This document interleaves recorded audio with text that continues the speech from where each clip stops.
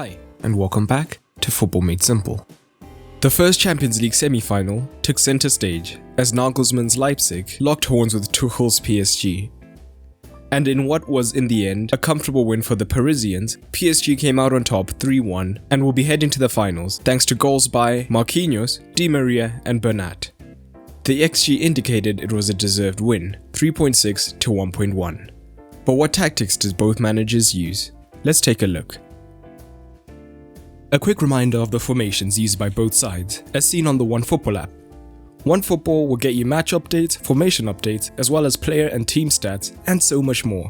And the best part is, you can get it absolutely free through the sponsored link in the description below. And a special thanks to my Patreons as always for helping to support the channel. If you want to help support Football Made Simple, head on over to patreon.com/footballmadesimple and you'll get access to exclusive videos, as well as early videos such as how to fix Barcelona and how Thiago Alcantara could complete Liverpool. Now, let's get into it. Let's start with how RB Leipzig looked to operate in possession. Leipzig, whenever possible, looked to build up from the back, wherever they could through Gulaschi, and PSG's front three would press fairly narrowly, with a man on each centre-back and the central man looking to press the keeper, whilst also using his cover shadow to prevent the pass upfield. Early on, PSG could also go man-to-man in midfield in this situation, but Leipzig would then look to push Upamecano into the midfield, allowing them to push an extra midfielder higher to force PSG's midfield man into a decision. This also put more runners up against PSG's defenders and led to RB's fullbacks being the free options. Once the ball went wide, it wouldn't be the fullback who pressed the other fullback due to Leipzig having so many men high. But on the left hand side, it was usually Di Maria who would then look to push wide to apply the press.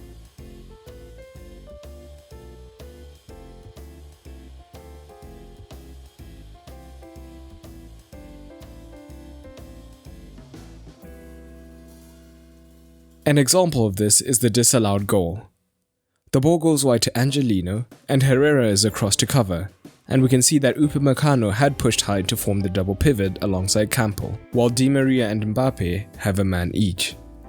The ball goes wide to Gulaschi and Neymar can spring into the press, but his handball leads to the goal being disallowed.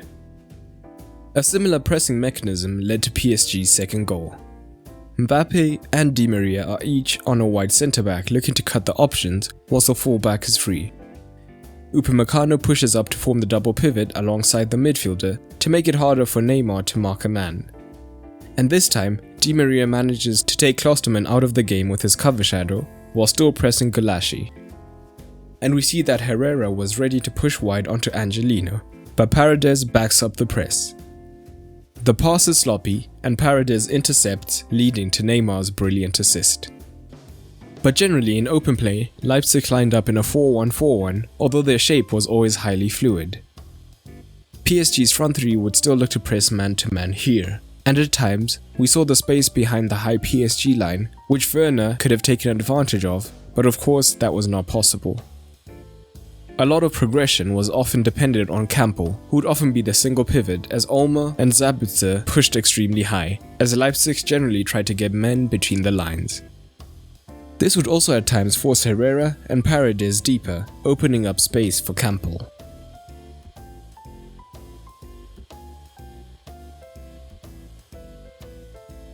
But the wings is where Leipzig had joy, as the front three, especially in the first half, didn't track back, allowing them to stay high unmarked. Angelino on the left was key, taking more touches than anyone else in the Leipzig side. Nkuku would often tuck into the half space to draw the fullback in, and Ulmer high would be a concern for the PSG midfielder. Generally, the fullbacks on both sides would then look to play the ball into zone 14, which they had a lot of success doing, into a man who would be dropping deep to potentially try and drag a centre-back out of position, or to get space. But this would increase the space available for the run in behind for the fullback to then attempt the cross, and Angelino ended with a game-high 9 crosses, which led to some half chances being created.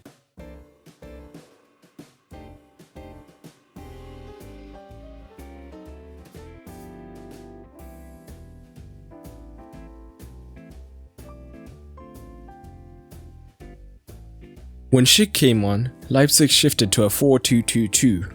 However, they struggled to hold onto the ball in midfield due to being so outnumbered, so they were fighting an uphill battle. But how about PSG? How did they look to play with the ball?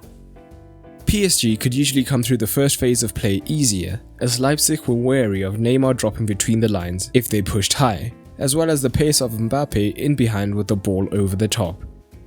And defensively, Leipzig's shape was constantly evolving between several formations, such as the 5-4-1, 4-4-2, and 4-1-4-1. Even if they did not have a default front two, Sabitzer was very front foot with his pressing and would be ready to make up the difference. And Leipzig looked to set pressing traps in the wide regions, particularly on Bernat. Paredes would usually drop into this region, and as soon as he received the ball, Sabitzer would press him, whilst Poulsen cut off the inside route. Once the ball was forced wide to Bernat, they would look to close the trap and cut off his passing options with Lima pushing high onto him.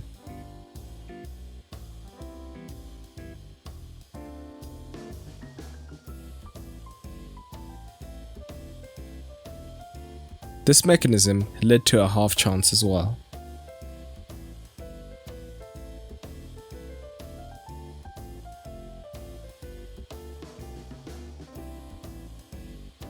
But it also came with its disadvantages. With Paredes having moved deep and Sabitzer pushing high on the press, it opened up space for Neymar to drop into and get between the lines, and time and again he received the ball on the half turn in this region and then looked to create higher up the pitch.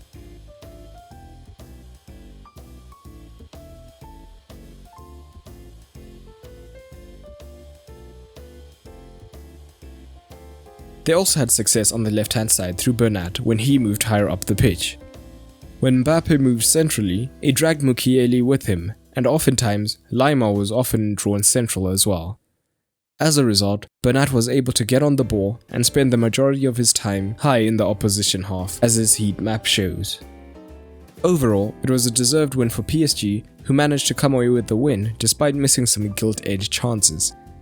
They will be confident of their chances going into the final, but I'd love to know, how do you rate their performance in this match? And how would you rate their chances against Bayern Munich or Lyon? Drop it down below. And a big thanks to my Patreons for helping to support the channel, such as Benko, Alistair, Alvin Allen, Patrick Capelli, Karen Meta, Devious Z, Kusha Aslani, Darius Nute, Bill Yarnall, and none other than Jorge Ferreira. Head on over to patreon.com/footballmadesimple if you want to join the Patreon community. But that's all for today, and remember, keep it simple.